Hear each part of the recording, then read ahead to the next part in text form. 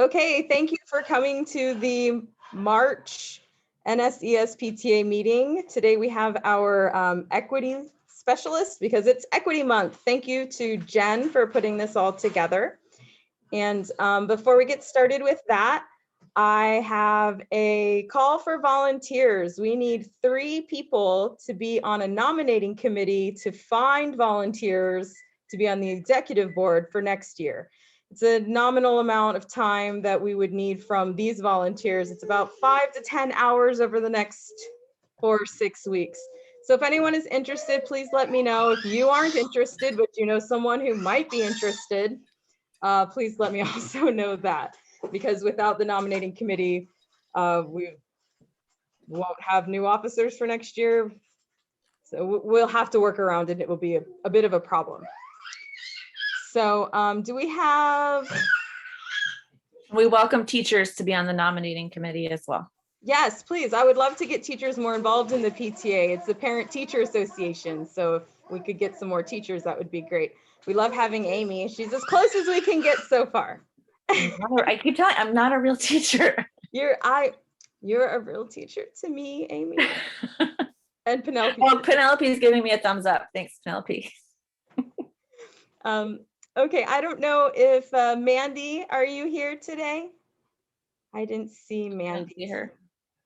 I can present last month's minutes. I think I did this right. I took the notes.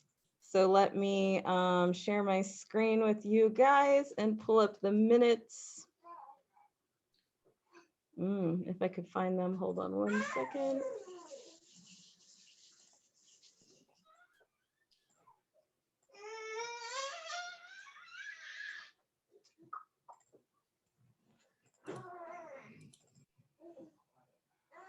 Okay, so last month I was having technical difficulties, and so Amy called the meeting to order at 7:08, and I called for volunteers. I believe I wrote it down. I think that's what happened. And then we saw the presentation of the monthly report. Ken and Mandy weren't here. Jen had a great update on all the things she's been doing for engagement on the membership side, and then we don't have any fundraising going on. And then we went straight into Chad and Leslie's back to school presentation, which you can find on the PTA YouTube channel. And then I'm pretty sure that was all. So is that all right with everybody? Do we approve these minutes? Can I get a call for that to happen? I motion to approve the minutes. I'll second. All right, great. So the minutes are approved and we will put them wherever Mandy puts the rest of the minutes. All right, I don't think Ken is here because he's at Disney World. Yeah. It's a hard life. Amy, you're up. Okay. Can I share my screen, please? Yes. If you want to. How do I make that happen? Hold on. You just click on me and say, make co-host or something like that. Okay, well, I see you really big here. How do I make you the co-host? Hold on, it's happening. Make co-host. Yes. All right. All right, here we go.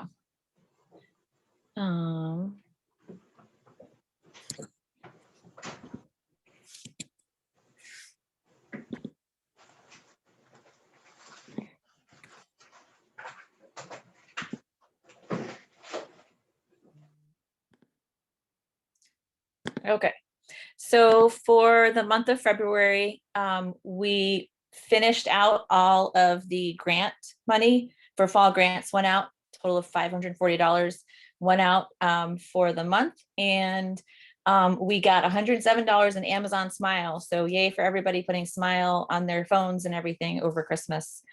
We're still doing well on budget. We are down. We finished with $12,000 in our budget still. So that's all I have to report. I know that Vanessa's in the process of getting out the new grant request form for teachers, and that's super exciting. And we Chad, I found that we still have the line item for the 2020 oak tree.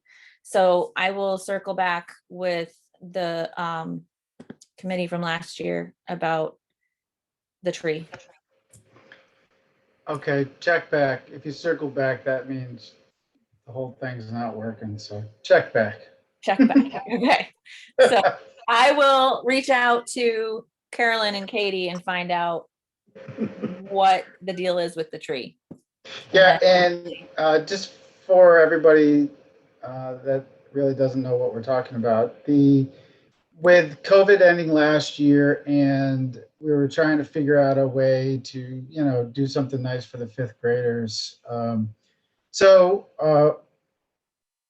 part of, like 1/4 of what was decided was to plant an oak tree, a dedication oak tree. So we have a spot ready to go. I had facilities come out and pre-approve a couple spots for oak trees. We do have a couple that were planted or transplanted with the renovation that have disease. So their recommendation was to pull those out and plant a healthy tree back in those two spots that already have the trees there. And then also, I don't know if we'll do it in this meeting or we'll do it April, but one of the things being talked about is, again, for the fifth graders, which we also have a spot in the courtyard that facilities said would take a smaller tree, a dogwood, one of the smaller cherries, a flowering tree. So we have a couple places ready to go that are pre-approved through facilities. So we just need to follow through. We can get, both of those probably done pretty quickly. Thank you. And we budgeted for a tree for this year's fifth grade for the courtyard. So I'm coordinating with some other fifth grade parents about all that stuff.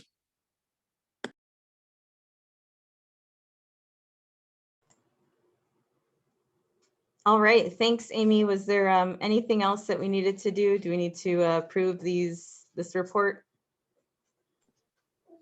Yes. Okay, can I get a motion to approve this report? I motion to approve the report. Can I get a second? I second. All right, the treasurer's report for the month of March has been approved. Thank you, Amy. Thank you, Scott, for your help today. Jen, do you want to speak to all the initiatives you have going on with membership? Oh, no, just a brief update. Membership is going well, and the newsletter went out last month. You've got an alien sound coming from you, Jen. Sorry, my husband is. Oh, feedback, maybe you guys are too close. Yeah, Oh. sorry about that, guys. Okay. So the newsletter went out last month. The plan is to continue to push out new content by the 15th of every month. My hope is to receive further collaboration among teachers and parents, just to sort of bring the community together on what's important to us. Survey results, I plan to include the progress on the feedback that we received, just to continue on just with transparency and be able to inform everyone just sort of that we're listening, here's the actions that we're taking, and here's the progress that we're making. All right, great, thank you. And I'd like to point out that we have we met our 100% of the number of members that we had last year, this year. And so for that, we were recognized by the state level PTA. So that was mostly, or in part at least, to Jen and all of her hard work on pulling up more members. So I appreciate that, Jen, thank you. Dan, did you have anything from fundraising? I don't think we've started any of those initiatives, but if you have something, please feel free to share.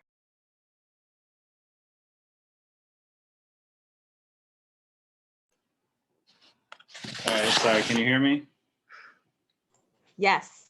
Okay, so we're gonna be using Jen's computer for audio here. All right, I don't have anything to update the crew on as of yet. We have a couple things in the works in the background, still trying to nail down the logistics and specifics regarding that. Amy, you kind of know a little bit about it, but I'll be updating you guys and then we'll go forward from there. Great, thank you so much. And I forgot to include, we had about $70 in income, 80 from restaurant nights between Chipotle and which was back in January or December, and Papa John's. So every Thursday, keep ordering pizza. NSES 4010. All right, thank you for the plug. Chad and Leslie, do you have anything quick before we get to our equity presentation? I think you guys were going to stick around maybe at the end in case people had more questions.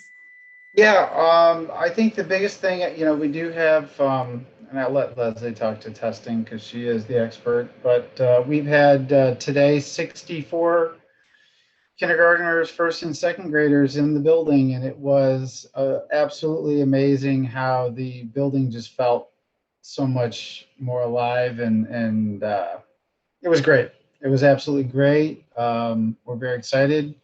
They'll all be back tomorrow, and then we have a new group, Groundhog Day, for the third time. Went Thursday and Friday, but the teachers are doing fantastic. It's a lot of work, but they're just hitting it out of the park. There's been a lot of unseen challenges, but our staff just continues to rise.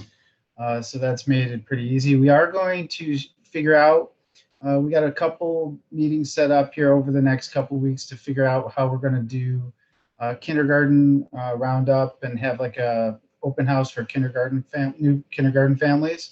We're kicking around possibly small groups in the evening or doing it virtually. So as soon as we have kind of that kind of thing hammered out, we'll get that out probably by the end of next week. And Leslie, I'll turn it over to you, or Don. Should I say Don? I fixed it. It says my name now. Okay. I will just echo what Chad said. I know this has been a lot of work, and it's just been so nice to have people in the building. It just brings back the joy of why we do what we do. There will be some information coming out around testing. No testing is stopping. So we still will have SOLs in the spring. And additionally, if you have a current first grader, we are giving the Naglieri Assessment, and that is a required in-person assessment. And that's needed if you are considering referring your kid to a level 4 program. We'll be offering that assessment after spring break, that first week in April. For our in-person students, you don't need to worry. We're going to do it at school. If you are a virtual only student, we'll be doing it that Monday, April. So just look for some information around that. We'll be sending it out. We'll send out e-notify as well. And then SOLs will be in May, and we're going to do those all on Mondays as well for virtual and in-person students, as to not disrupt the instruction that we have. We're going to do it all on asynchronous Mondays. So more information will be coming as we move forward. So let me know if you have questions. Last thing, be patient with next week when 3rd, 4th, and 5th grade come back. Dismissal, because we have to maintain our distances during dismissal. Knock on wood. So far, it has been pretty quick and efficient. The kids are doing great, but when we double the numbers next week, we go to about 130 kids Tuesday and Wednesday, and about 100 on Thursday, Friday. It could get a little slower, so just be patient till we get everybody kind of trained up to the process. But that's it. Thanks. All right, we do have one question before we move on. Is for the Naglieri, is that in person, and is it required? It's just a test that is required if you are considering applying for a level 4, an AAP center program. If you are a first grader and don't take it this year, you can take it as a makeup in 2nd grade. We just have to make sure parents understand that that is a score that they look to have. That's just something they wanted us to share. But if you don't come in this year, we'll make it up next year. So don't worry. Okay, thank you. Mhm. Anything else before we move on to our equity discussion? No, Ms. Chaiko and Ms. Essimi, is there, I made you two co-hosts. Do I need to make a third co-host, or are you guys able to share your screens and everything that you need? So Miss Amenabar is saying, no, don't worry about it. Don't worry about it. So I think we are good. I am going to be sharing my screen. Okay, thank you. Go ahead. The floor is yours. Thank you. Give me a moment. I'm not super Zoom savvy because Oh we've been yeah, doing no these problem. Let me know if you need any help. There you go. You got it. Awesome. Oh my gosh, that was so much easier than I thought it would be. Wonderful. All right. Well, good evening, everybody. Thank you so much for joining us. Miss Essimi and I are thrilled to be sharing some of the work surrounding equity in Fairfax County and equity at North Springfield Elementary with you. And what better time than Equity Month? If you are on Twitter, at FCPS Equity is doing an equity challenge with articles, videos, and things to consider every day. And that's been a lot of fun to engage in that work. And we're looking forward to kind of growing some roots here in the PTA with this conversation around equity. So thanks for having us. A quick overview of our presentation this evening. We'll be discussing the definition of equity. Kim Amenabar, who is our Region 2 Equity and Cultural Responsiveness Education Specialist, will be giving an overview of equity in Fairfax County as the full institution. Then we will get a little bit more specific and discuss equity at North Springfield Elementary. Finally, we'll get even more specific and we will do our own types of reflections surrounding culture and kind of what our understanding of equity and culture is at this point. And finally, Ms. Essimi and I will share some resources and give you guys the floor for questions if you have them. So I'm Amanda Chaiko. I was previously a kindergarten teacher, but I'm currently an ESOL teacher. So I'm teaching English learners at North Springfield in 4th and 5th grade. I am Rosalie Essimi. I am a preschool teacher. I've been at North Springfield for more than 15 years. And I just finished my endorsement to be a school librarian. I can't begin to tell you how excited I am to be here, because I think that this work of equity, when we're talking the school community, it's not just the teachers and the student, but it's the parents. We want our families to join us in this work. Hi, good evening. I'm Kim Amenabar. I'm excited to be here. I'm excited to hear that Amanda's an ESOL teacher. I was a former ESOL teacher. I actually started my career as a gen ed teacher, a primary teacher. Then I was an ESOL teacher. And then I was an advanced academics resource specialist, all before I became an educational specialist for equity and cultural responsiveness.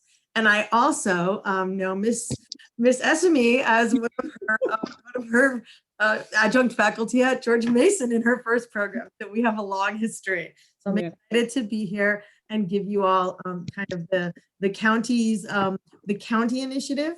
As an educational specialist for equity and cultural responsiveness, I support the schools, the 47 schools in Region 2, with their equity work, and most especially these wonderful equity leads that you have. We give them professional learning and create the modules, the professional development modules that they do with the staff, and moral support and whatever they need. So excited to be here tonight. And we're so glad that you could come and support us. So we're gonna get started with the definitions.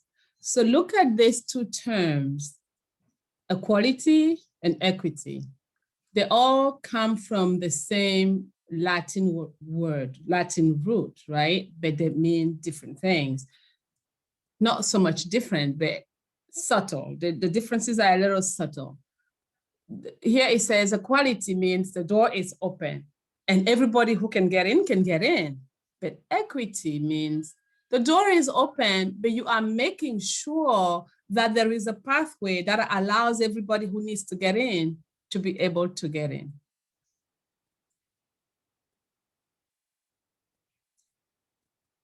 Look at this graphic here, it's even more explicit, right?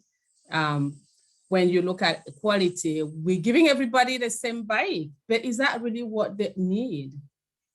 Not everybody needs the same bike to go where they're going. When you look at the second picture, you can tell that this is what is more appropriate. We all need to get where we need to get, but we don't need the same bike. The little kid needs a bike that is adapted to his size so he can go farther. The person with a disability needs a specific bike that can, that can accommodate her needs, and she can go a little farther too. So even though these two words sounds like they're the same, they're both important, but they're not the same. And they all have their space. Sorry, thank you, Rosalie. That's such a great way of putting it. And those words are often used interchangeably, and yet they're not the same. So then we're gonna kind of talk a little bit more about that a little bit later. But I wanted to give you this background of where does all this work come from? It's not new in the county. As a matter of fact, it actually predates the current strategic plan, which is finishing at the end of this year. But there is part of the strategic plan of the entire county, the goals that we have as a school division. One of them is to create a caring culture in our schools. And you can see here that, we are committed to fostering a caring and inclusive culture where everyone feels valued, supported, and hopeful. So what does that look like? Well, very, very specifically in the what there, it says all employees will demonstrate cultural responsiveness when supporting family, students, and other staff. And so how are we going to do that? They use that word training. That word training makes those of us that do professional learning for a living kind of cringe because, and I'll distinguish it because you get trained to do a thing. You get trained to administer a test, like the Naglieri test. There's procedures, and you get trained to do those things. Professional learning is subtly different in that people learn things, maybe especially with this, with cultural responsiveness, you're talking about people's deep-seated values and hearts and minds. And so this is more about about development and about becoming better at what you do. And so there is training and there's professional learning. And so they're different, and they used, in my opinion, the wrong word here. But what it will look like is that students, families, and staff will feel respected and will feel welcomed in schools. So go on ahead to and so this is just a highlight, pulling that out again, that there is required learning, okay, on cultural proficiency, fairness, and equity. And notice that they pull those two words apart, equity and equality, equality being fairness, which is important and there's a place for it, and equity meaning giving people what they need. So there are required professional learning that Amanda and Rosalie are going to talk about a little more in depth. And then there's also, we do many other types of professional learning as well. I think that's on the next one. So just so you know, equity is the responsibility of everyone. It doesn't just live in my office, right? And it doesn't just, and so there is dedicated staff that we have equity in our title, or we are dedicated in some way to making sure that students have what they need and to looking at equitable practices. So there's a chief equity officer, and I didn't even say that we just got a new chief equity officer. There was a big announcement. She's amazing. She comes from Baltimore County Public Schools, and she's been doing the work for years. So Lisa Williams is her name, and she is an amazing leader. But we also have in our office, there's a director under her, a coordinator under her, and then there's 7 people like myself who are educational specialists. 5 of us work directly with the 5 regions and with schools, and 2 work specifically with central office staff, because we have a central office that has a ton of instructional people and our operational people. Having people feel welcome and feel that they belong and feel that they matter isn't something that, is just for the teachers. It's for all the staff. And then there's 2 resource teachers, and we're hoping for more that work with us to really go into schools and support their planning, their instruction, and lessons for students. Something of importance to you all as parents might be to know that there's a family and student ombudsman and an assistant ombudsman for special education. And these 2 people work to support families and connect families with what they need when there's an issue. And they are objective, but they also know the process, and they know who to go to and how to work things out in a really really helpful way.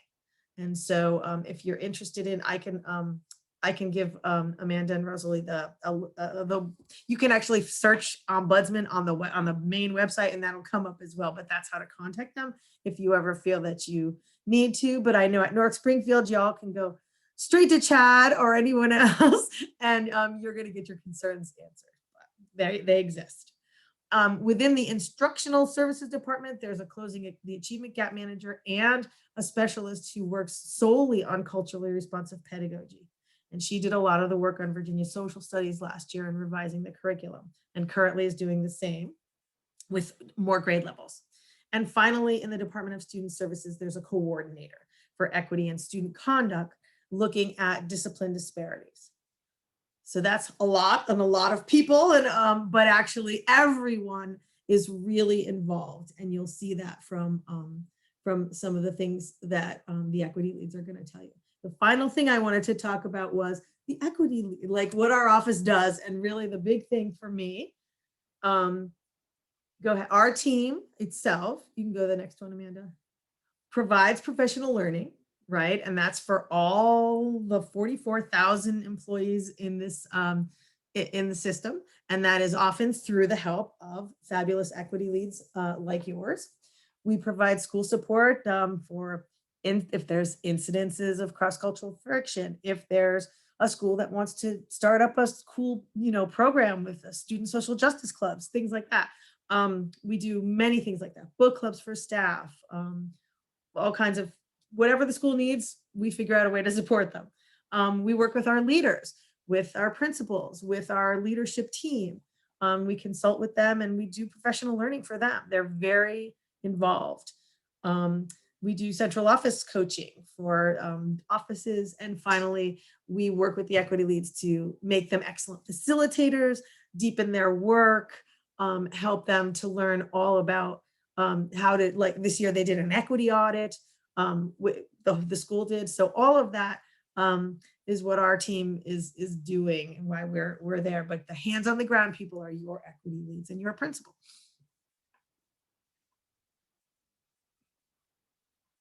Any questions?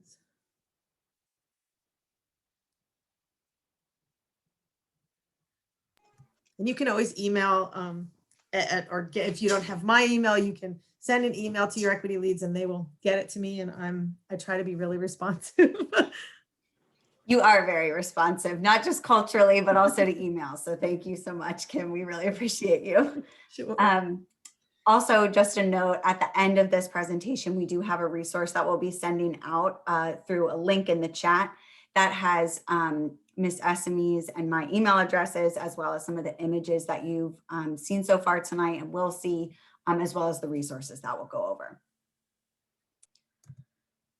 So we started big picture. We're bringing the magnifying glass down a little bit. Let's take a look at equity at North Springfield specifically. This work started in the county and at North Springfield simultaneously in 2017. Staff participated in cultural proficiency modules 1 and 2. 1 was an introduction. Fairfax County noticed our changing demographics through data and the impact of culture on students, families, and staff. And module 2, I gave with a team of colleagues, which was fantastic. And this covered the guiding principles and how beliefs and mindsets affect one's professional practices. So some of what you'll be seeing this evening is similar to what staff was seeing at that time, because we don't know exactly where everybody is in this journey. And we want to create this base, as I have said a couple times this evening, so that we can continue this conversation in the future. In 2018, I was appointed the equity lead, very honored, very passionate. Mr. McCrae and I attended a Harvard workshop on race equity and school leadership, which was extremely, like, such an extreme honor to, first of all, say, like, I went to a Harvard class. As a Penn Stater, that was like huge for me. And also it was fantastic to build that equity relationship with Mr. McCrae. We knew each other professionally, and I feel like that caused us to dig a little bit deeper personally and help us kind of get on common ground as far as what our vision for the school was for equity. Staff also participated in Cultural Proficiency Module 3, which covered equity and cultural responsiveness, starting to define the terms of equality and equity like we've done for you this evening, as well as some more specific terms and language that is responsive to needs of students, families, and employees.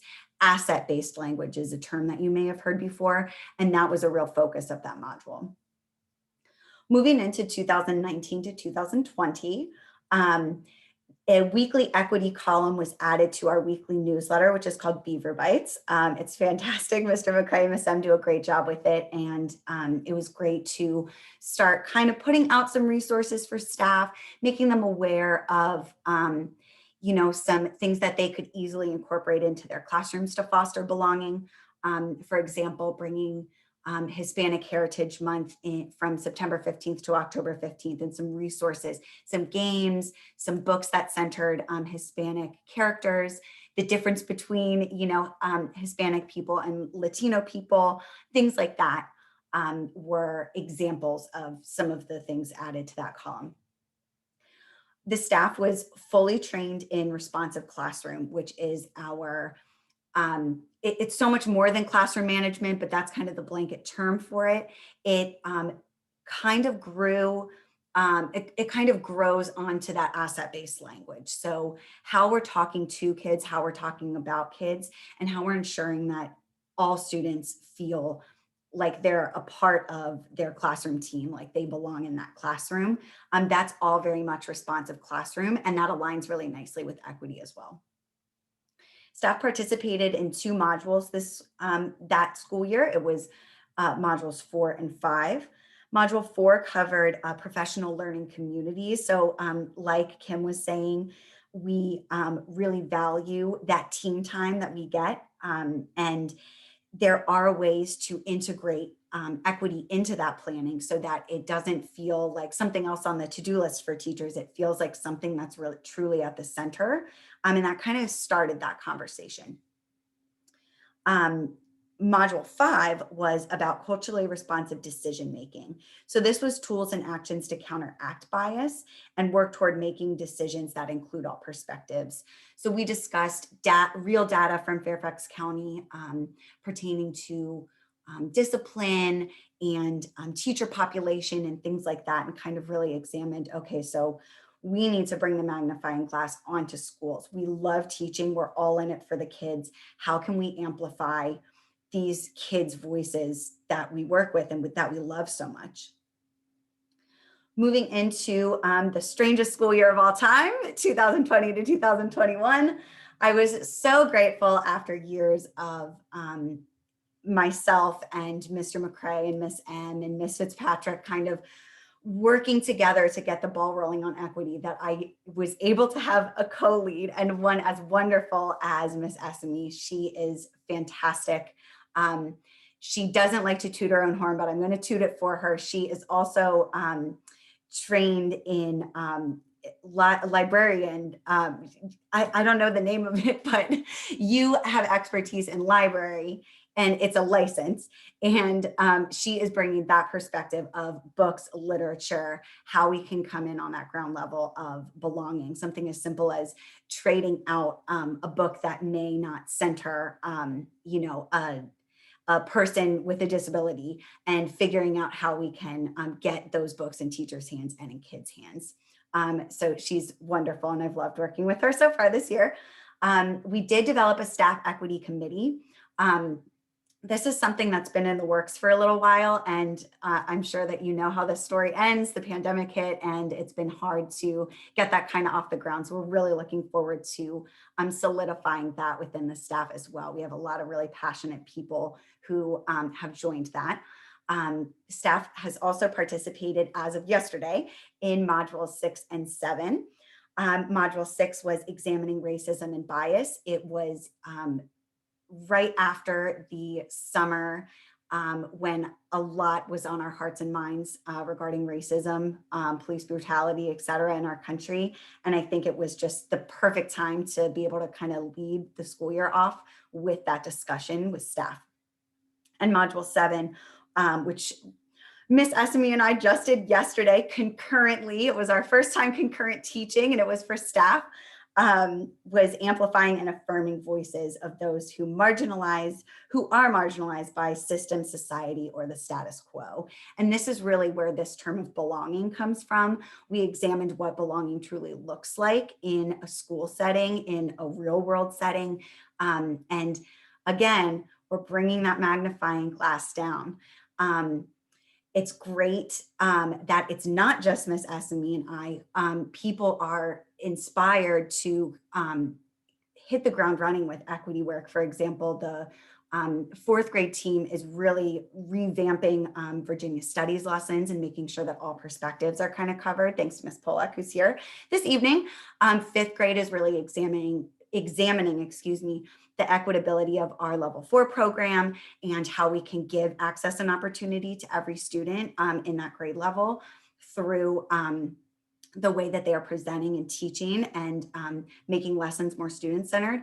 These are just a few examples, but I want to illustrate that it's not just Ms. Essimi and I in this work. It's not just Mr. McCray and Ms. M in this work. It is truly a work of heart of all of these teachers who are emailing us to ask for books or asking how the Young Scholars Program is, going to truly support our kids and, things of that nature. So that is where we are so far. And I'm going to hand it over to Rosalie.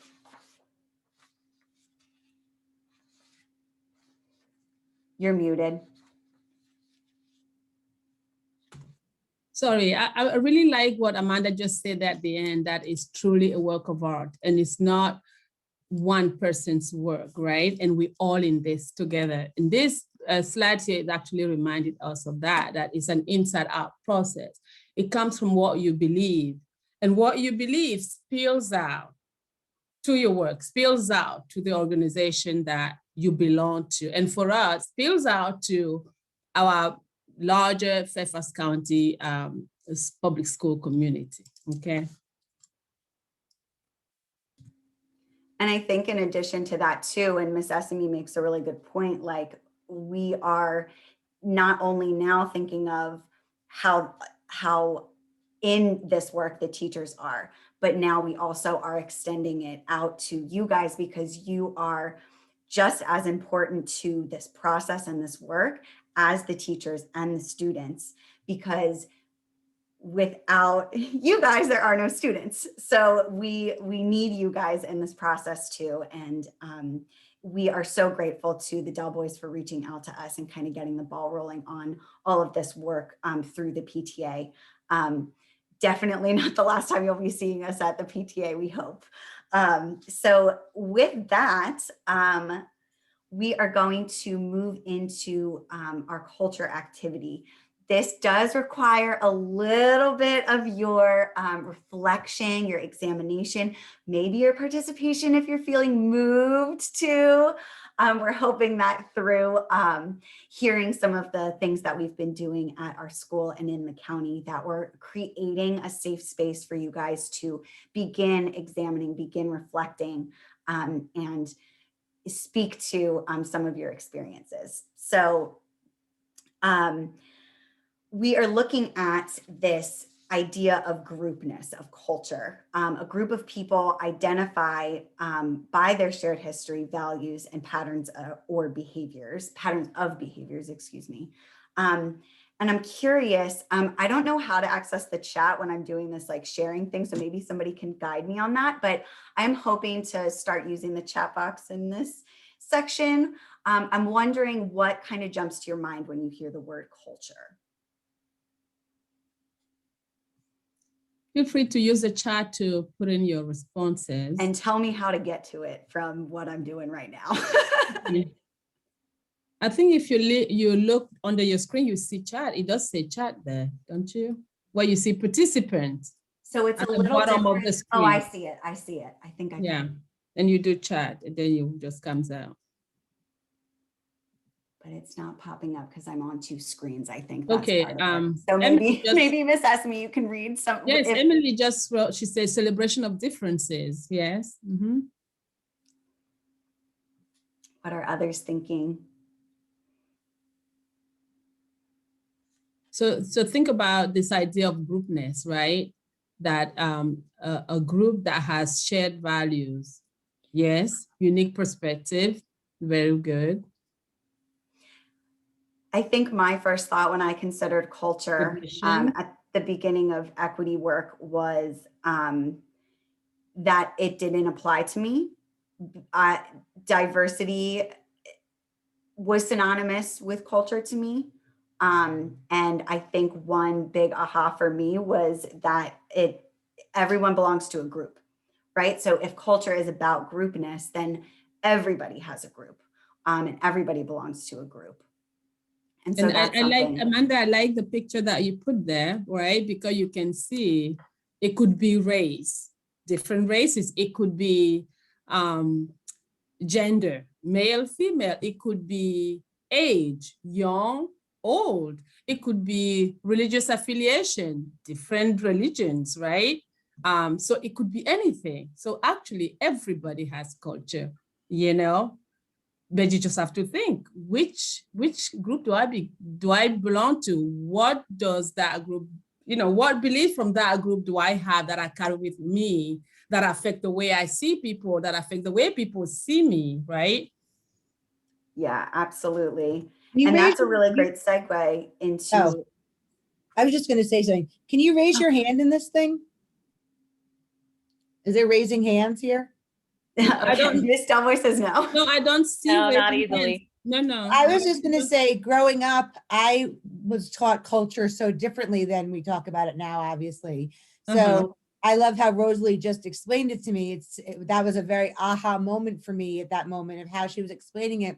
Because for culture, with me growing up, it was never explained, you know, man, woman, you know, like it was just very much like, you know, Indian, you know, it was always, it had to be like that type of culture. It was never like, I never looked at it in that other way. So I think that was a great way of, I really like that way that you explained that, Rosalie. That really was it was a very, I was thinking of myself back in New York, Long Island, in my little hole. And that was a great way of explaining it. So I really like that. That was good. Thanks for sharing, Sue. So Miss Essimi had a great say. Oh, I do see raised hand actually. Oh, you do? I saw that you raised your hand. I raised mine just to test it, but I can't see that I raised mine, but I was trying for you. So well, just know the county's moving to this platform, so we might as well dive in now. yeah. And it's right when you click participants, there's a raise hand button. Oh, okay. That's good to know. Can you see that my hand is? Because I just raised my. Oh, then you look at the participant list, you have a hand up. Yeah. Okay. And in the little corner of your video, it's like a little hand emoji, like going like this. I just saw Miss Polak had like a little thumbs up in her little corner. Yeah, there you go. Thank you for the Zoom lesson. We appreciate you guys being patient with us as we are navigating, you know, Google Meet, BBCU, and now Zoom. So we appreciate you guys. So take a look at this image, and some of the things that I shared with you about what I thought culture was, you'll notice kind of as this iceberg near the top here, the surface level culture. And then you might notice as you get into what's called this deep culture, that the deeper you go, the more connected to values and the more possibility for misunderstanding there might be. I'm going to offer 2 more examples so that, again, I'm creating a safe space. I'm hoping that you will feel, moved to share or moved to just reflect internally. So again, the top surface level culture as a kindergarten teacher, we have International Food Day. We do the celebrations unit. We do like 10 whole holidays. And we do the heritage dolls where every family creates this paper doll of their child and discusses what their culture and their beliefs are. And the children get to share it and they line the hallways. We were like, we are awesome. We got this. And not that that's not awesome, because it absolutely is. It is such a lovely window in a non-COVID year into a family's life, right? But notice the first thing at the very top of service culture is food. So International Food Day to me was culture. And really, it's a very surface level culture. If you move a little bit deeper, the one that really jumped out to me was the displaying of emotion. So when I married my husband and gained in-laws, I am a very boisterous person, as you can tell. I lay it all out there. You can tell how I'm feeling on my face. I make my faces out loud. That's what my mom likes to say. And you just always know. It might be from being from Philly. I don't know. My husband, who is also from a suburb of Philadelphia, has much quieter parents. When there is something contentious or worrisome, it's best to just stop talking about it and kind of sweep it under the rug. I'm not saying either way is the right way or the wrong way, because would I rather flip the table during Monopoly, like in my family, or would I rather maybe just excuse myself and never talk about it again? But that's just an example of how deep culture affects even me and, the white man that I'm married to. So it's just really interesting to start considering that. So this is one of the images available on the handout at the end. We are going to zoom in on a couple of these aspects and ask you to kind of begin this reflection process. So taking a look at some of these different aspects of deep culture that were taken from the cultural iceberg. We are wondering, what personal connections are you making to the elements of culture? And the possibly more uncomfortable question, what conflicts can you think of that could be connected to a difference in culture? Maybe there was a time when you judged someone or had a snap decision about someone, but now your thinking or your judgment may have changed. It could have changed after you got to know the person. It could have changed right now when you're like, ooh, like that might have been deep culture.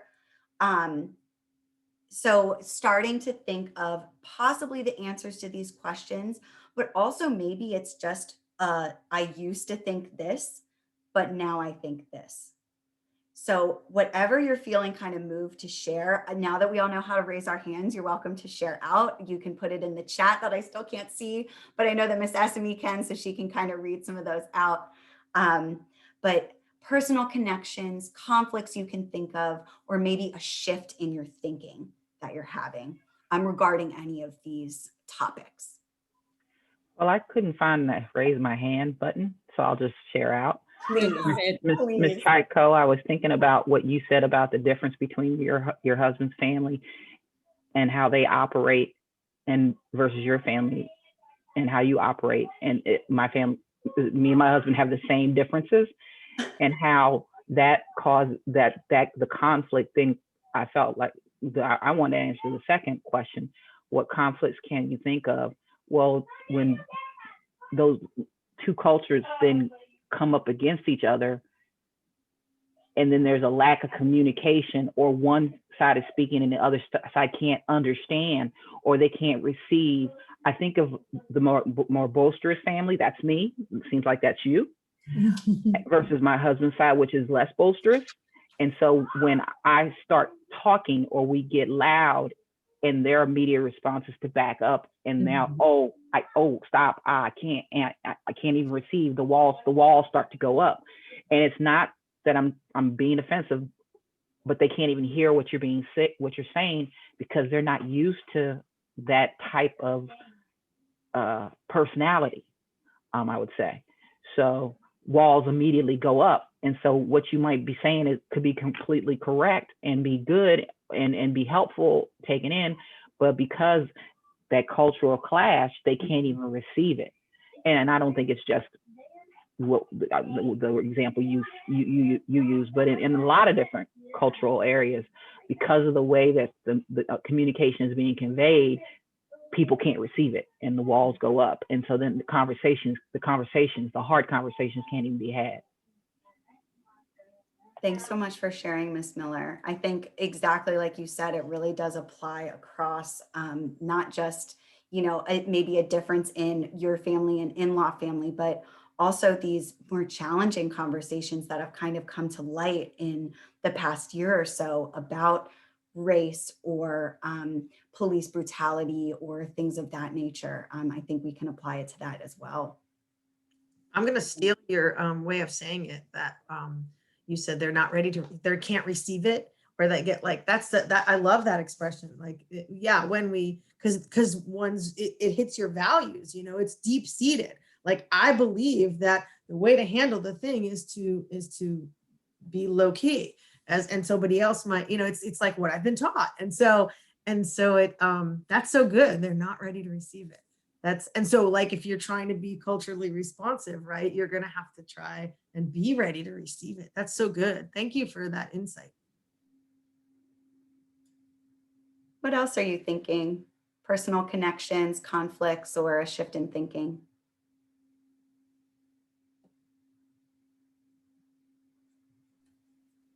As we're talking about this, it just occurred to me that so many times when we have this conflict, we always think, oh, that person's so defensive.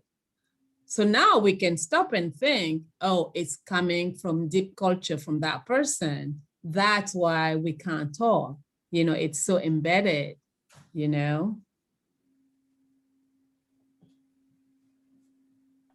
If you don't mind me stealing the mic one more time, Ms. Chaiko, Please, please.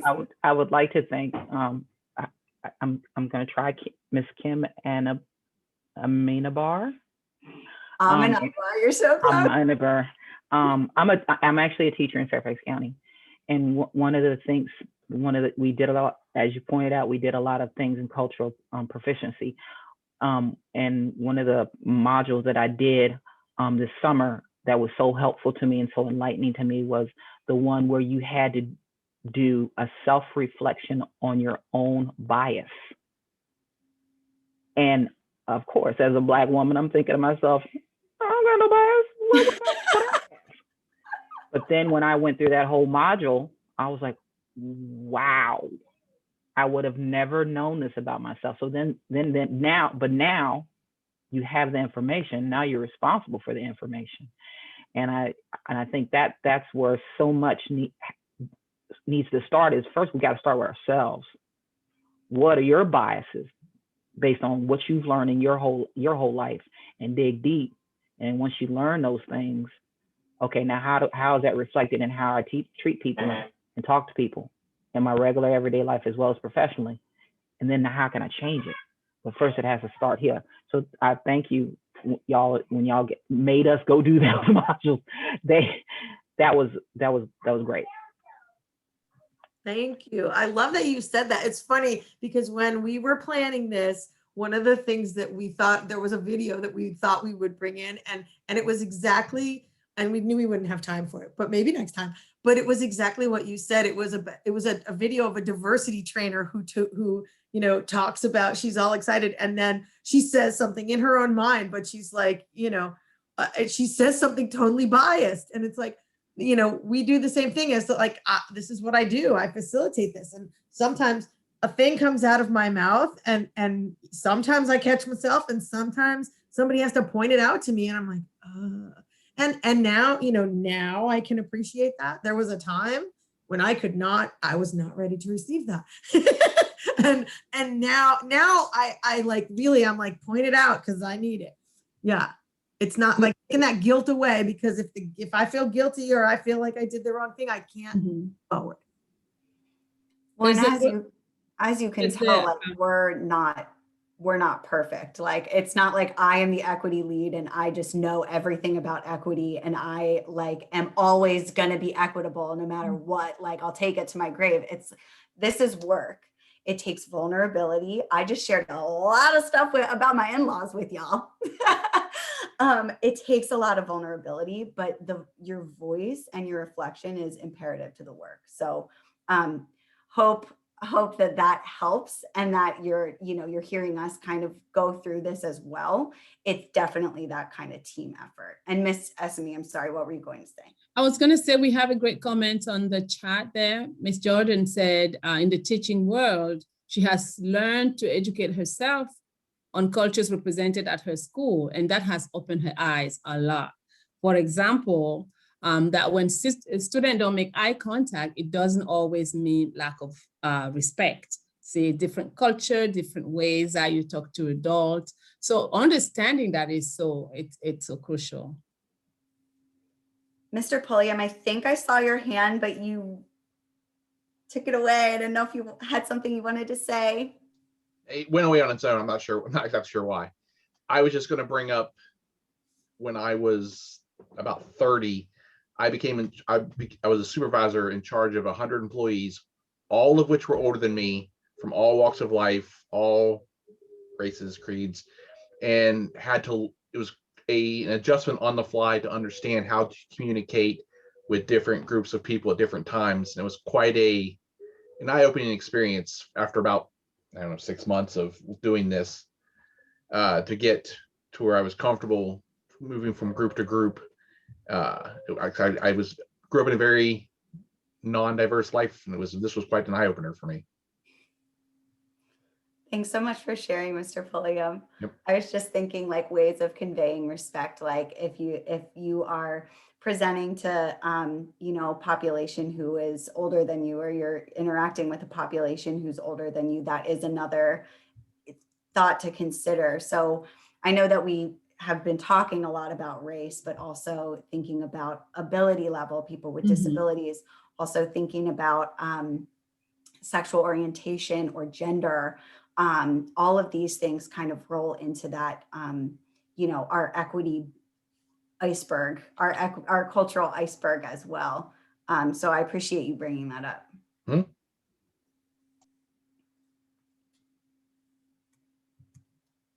Any other thoughts? We're getting toward 8 o'clock, so I don't want to take up too much more of everyone's times with some resources that we have coming up, but any last thoughts? Miss Essimi, anything in the chat? No, not at this moment. And feel free, if you need to process this for a little bit longer, we are throwing a lot at you this evening. That's why we'll be providing our email addresses at the end. I say this to staff a lot. Please feel free to talk to us, ask us questions. Miss Amenavar has been saying, she's here for us, and we so appreciate her, because there's some questions that we just don't, have that solution to, or that, next step to. But we hope that we can kind of be that for you guys as this kind of first session that we're having together, so that we can continue to grow together in the work. So thanks to those who shared. So as we just have discussed extensively, culture is never not present, right? So in any context where you are, in any setting where you are, it affects the way that you act, it affects the way that you react to any situation, it affects the way that you perceive others, and also the way that others perceive you.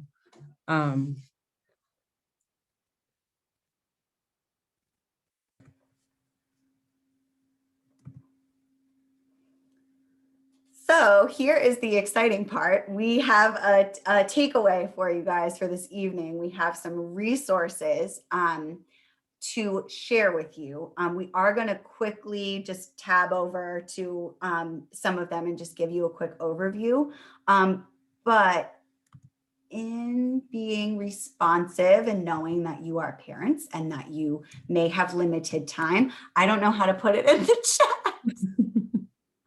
I need to get this link over to you guys somehow. We can, Amanda, we can, Is it in the PD? we can send the link to Ms. Delboy and she can make it available to the membership. Yeah, that sounds good. I got it.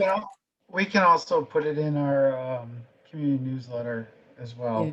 Yeah. That would be great. Yeah. And we also have, in the chat, there was a participant who was asking if she can get the slides. So we have the resource page we're gonna send to them, but if they want the whole slide Yeah, deck, we can make it that available. as Yeah. well. Mhm. Yeah, absolutely. So Amanda, the link, I was able to put the link in the chat for you. Oh, you so good. much. Thank you.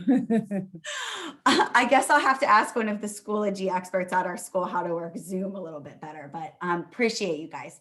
So we split the resources up in thinking, what can you listen to after the kids go to bed or read after the kids go to bed?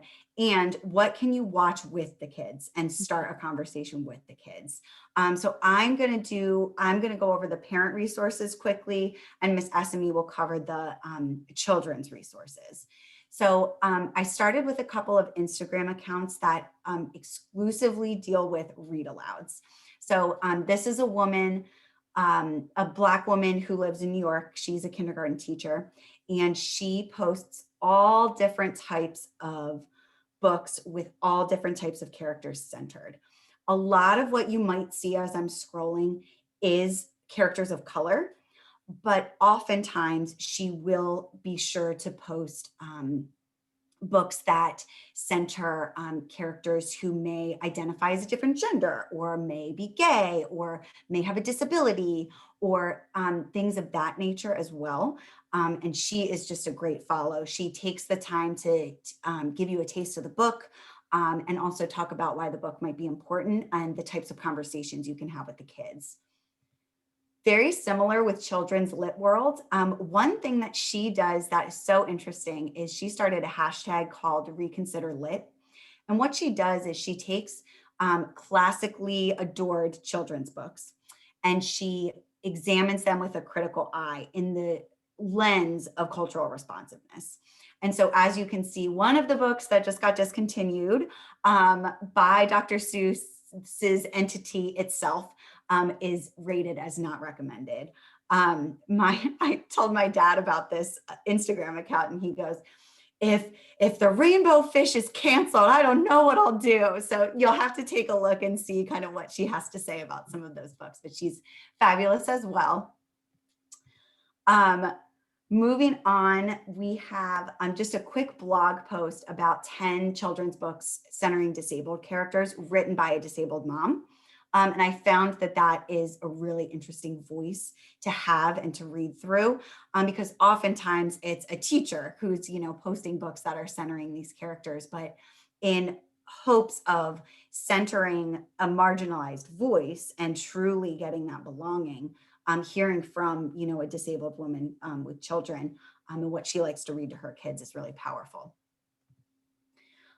This is fabulous. This is a teaching tolerance publication. They just recently rebranded to Learning for Justice. So the website and the publication don't match, but this has resources for children from ages 2 through 17.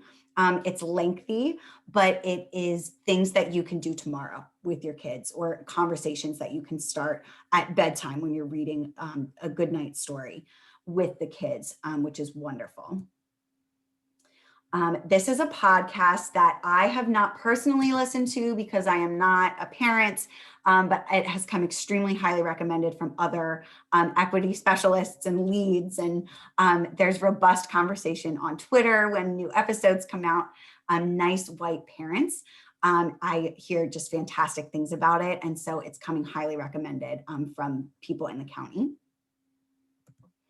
Another podcast that I actually have listened to, it's called Code Switch. Code Switch is a term that people who speak different languages or different iterations of languages, for example, African American vernacular English, use to switch their grammar style or the way that they're speaking, maybe depending on environment. And the hosts of this podcast don't exclusively discuss code switching. They are hoping that we can see kind of the fluidity of culture and examine different aspects of culture as well. And I only have 2 more, and we need diverse books. This was recommended by Ms. Essimi. Like I said, she is like library extraordinaire. So this is just an initiative that is basically centering finding diverse literature for children in homes and in schools. And finally, Ms. Essimi and the Dell Boys and I all attended a PTA webinar series recently that I cannot recommend enough. These are some of the links that they have and some resources. I don't know the next time that they're doing a webinar, but this would be the page that you kind of get that information. And I think that that's really important too, because they're involving voices from Fairfax County in their conversations as well. They are a little bit further along in their work than we kind of presented tonight, but still definitely worth that listen and worth that reflection. And Ms. Essimi, I'm going to hand it to you for the children. Let me tell you how I want to do mine. Sure. I'm just going to underscore 3 different resources that we have here, right? Because I don't want to take any more of your time. There's a lot of resources out there. There are lots of videos, lots of movies, podcasts, website, what have you. You know, you can do a search on your own and find some great stuff. But I just want to point out to on some of those that we put out tonight. Global Oneness Project. Can you click on that one? Global Oneness Project. Yes, I can. I have all of them open. Yes, I just had to get to the right tab. There you go. Yes, so as it says, it's different stories and lessons for a growing mind. So it's bringing you a variety of stories related to social issues or cultural issues or environmental issues, you know, in various forms. I really like that. And these are geared for children. Can you go to the next one I want to look at is dosomething.org. That's my favorite. Yes, absolutely. So when we talk to you about all this stuff or you hear things happening and your children are asking you all this question, Mommy, what can I do? What can I do? I feel like I'm powerless. A lot of us say that. I don't know what I can do. It's only me, you know, it's only little me. There is a lot that we can do. Your child comes to you and say, I want to start something. You can go to this website. This website has a lot of campaign on various issues. Can you scroll up, Amanda? Scroll up and go to causes. Click on causes. You see all these different causes. And if you click on each of the causes, they tell you all the different campaigns that they have going on at the moment. So you can actually participate in one of the campaign, or you can start your own. So this is a great way to get you started in activism, you know, without feeling like, oh, I have to reinvent the wheel, because a lot is already done out there. You can latch on to what is already in place. And the last thing that I want to highlight, the last resource, as a special education teacher, I cannot go without, yes, that one. It's the best. This is one of the best. It just warms my heart when I see this, you know, to know that it's a place like this where people that are different can go, and we can go to this place and get to know people that are different. You know, you can donate, you can help in any way that you can. It has a lot of stories about diversity. So it's good for you, not just for children, but it's good for adults too. Okay, we hope that we have broaden your mind, not that it was narrow. We're all broadening our mind every day, right? Our goal is to continue growing, is to continue being responsive and inclusive.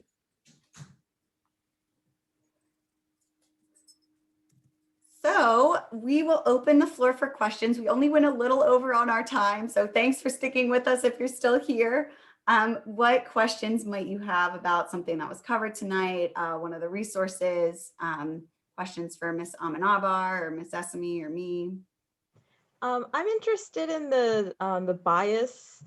The module on bias that we did. Yeah, the module that Ms. Miller was talking about. Is there any way Mhm. for people who aren't associated with the county to get a hold of that? Or do you have recommendations for that, something similar? So we don't put the staff trainings out for families, but because they're facilitated, so they're not kind of like click-throughs, they're, you know what I mean? But there's a lot of really good bias. I just found another one, Kirwan Institute. I'll find a link and I'll give it to your equity leads. There's an institute called Kirwan Institute, which is the foremost place on bias, and they have a really good set of modules that I went through, and it's some of the stuff that we pulled.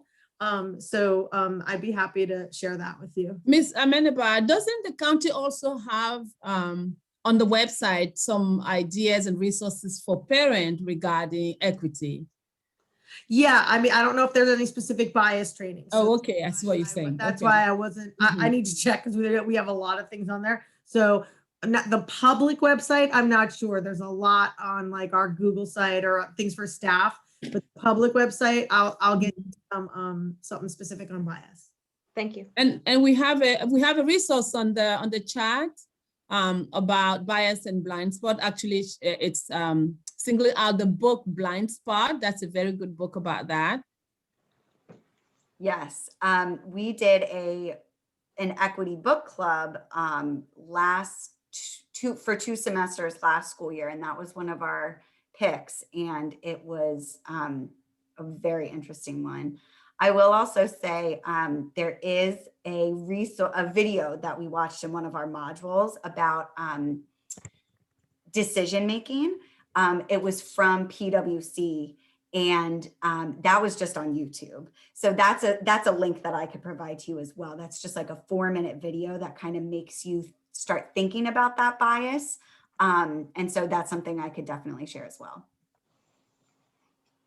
Thank you.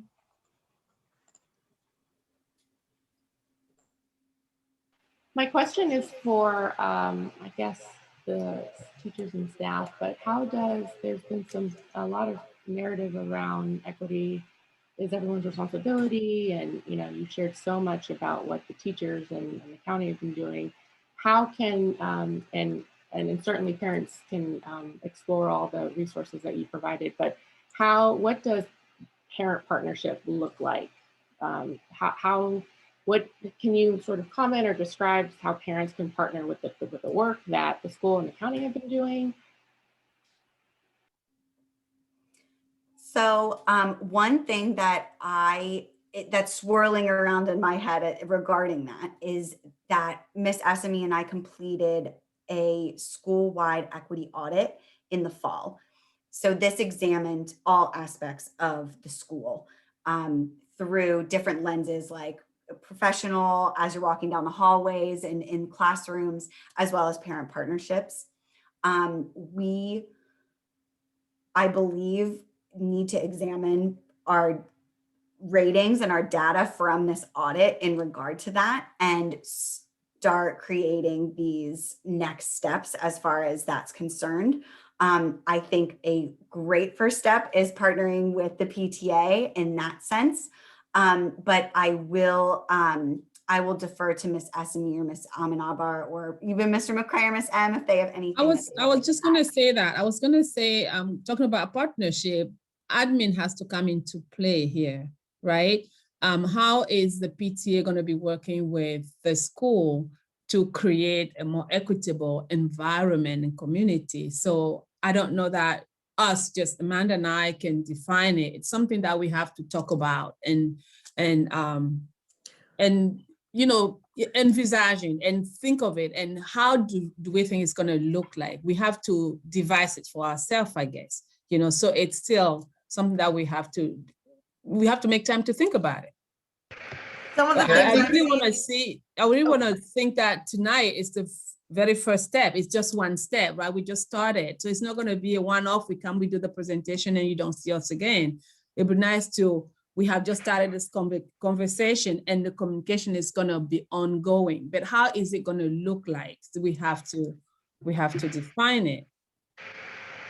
one of the things I've seen, because I work with all the schools in the region, Mhm. multiple things I've seen. There are some schools that have like their PTA decided to kind of, run with it, and they've got like a diversity, equity, inclusion committee. And it's very organic though. Took a couple years to kind of get to that. It was like one lady, and now it's like 15 people. Or some schools do like they were making the book club. Some schools then like kind of opened up the book club to families as well. And so it's like a family and staff book club, and you pick a book and you read it, like read the book over the course of a couple, it doesn't have to be like we read one book a month. It's like you could really dive into one book. And so it's not as heavy lift, and it's really getting, so there's a lot of things that we can talk about if we, if you want to move forward with, but it's baby steps, and it doesn't have to be a heavy lift for anyone because everyone has a lot going on. Mhm. But it's important to get you all your voices in the room too. So actually, Leslie and I had talked right before, it was right, I don't know if it was January, February of last year, about trying to maybe even over the summer or last spring to start a book club around some of this work. And then obviously, COVID hit, and there's only so much of our time to go around. It's tough. It really is. But I do think that would be a place, Kim, you just said one thing, it started with 1 and grew to 15. And, a lot of this is very organic. And for me, I wasn't too sure what Amanda was going to say, but, even at our Harvard Institute,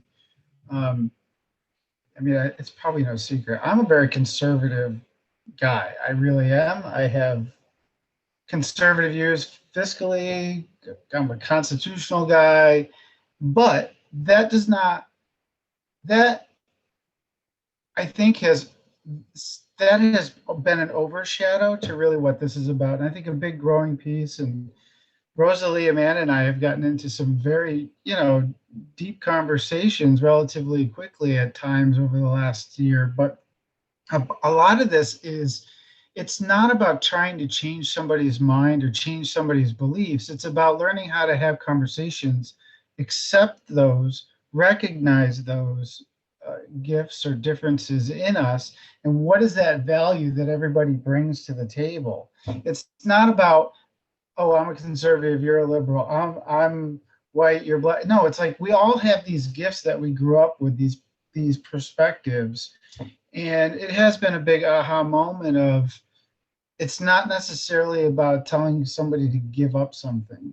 It's about how do we learn to accept that within each other. And that's really the work. And I think as a staff, I can say it's taken us a couple years. And Amanda, you've been on this journey the longest with me here, but it's taken a few years. But I feel like this last week and this last piece, and Rosalie has certainly jump-started a lot of this, but the staff is starting to come, I think, full circle with really understanding how that fits in.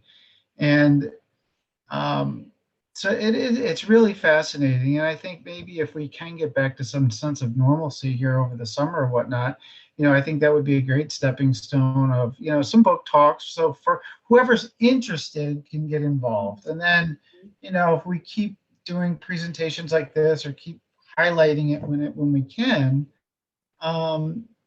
organically grow that understanding of really what brings us together as a community. It's not a specific group. What makes our Springfield so great is we have just people from all over from the world in our building, and we have so many different perspectives, even as a staff, let alone our families and our kids. And it just I think it is a true joy being at North Springfield, because somehow we've created this culture that really the kids do accept each other. They do accept all the differences. We don't have bullying. We don't have a lot of teasing. I mean, of course we have it, but it's not prevalent, and it's not something that we dwell on, because our kids they love each other. They love their teachers. They are embracing of that. And so we do have a special place. We also have a place where, we said, if we can give access to the AAP curriculum to all our kids, that's a great starting point, because that's a way of thinking, and thinking is really what's going to drive this work of accepting and understanding others and differences. So that's really been a lot of our foundational stuff as we've kind of started looking in these different directions, even instructionally. But it's been a really great conversations over the last couple of years. And I think the staff is, and I know for myself, we're now ready to start broadening that. So I think timing wise, and if the Del Boys want to kind of help facilitate that a little bit, I think it's a great timing to start doing that. And especially as we come back to a new normal, we can just make that the next part of the new normal for North Springfield. And so I think there's a lot of positives that we can start recognizing in each other that we haven't taken the time to understand or recognize, So Thanks, but- Ms. McRae. Any Yeah. other questions you have?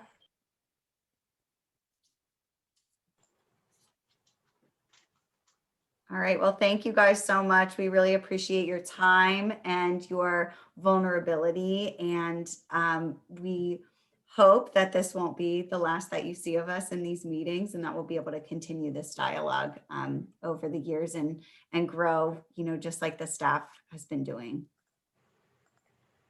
Thank you.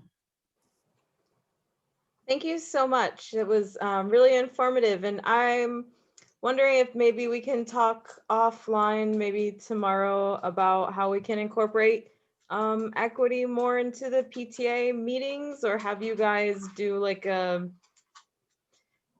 if you have something that we can send out, like on we do monthly newsletters, and also we have a Facebook page and stuff. So if you guys have any ideas on how we can kind of combine efforts here, because I obviously think this is really important. And I'm so glad that you came, and it was a really great presentation. Let's continue that conversation, that's for sure. Yes, please reach out. Our emails are, I think they're on the website, but they're also on that resource that Ms. Amenabar had linked, the resource document that we made. And we'll make sure that that gets to who that needs to get to, so that we're easy to contact. Okay, great. And I'll touch base with you guys later in the week about specifically pulling you in for more PTA stuff. Sounds good. Thank you. Thank you so much. Does anybody else have anything for our equity team before we shut this down? Going once, going twice. Okay, does anybody have anything else at all for the PTA or for admin team? Nope. Okay, well, I'm gonna call this over. Thank you guys again so much for coming. I really appreciate it. Thank you for having us. Thank you. Oh yeah, you're welcome. Thanks to Jen for inviting you guys and getting everything coordinated. I need my gavel, but it is 8:25 and it's officially over. Thank you very much. Thanks, everyone. Bye-bye. No. Thanks, guys.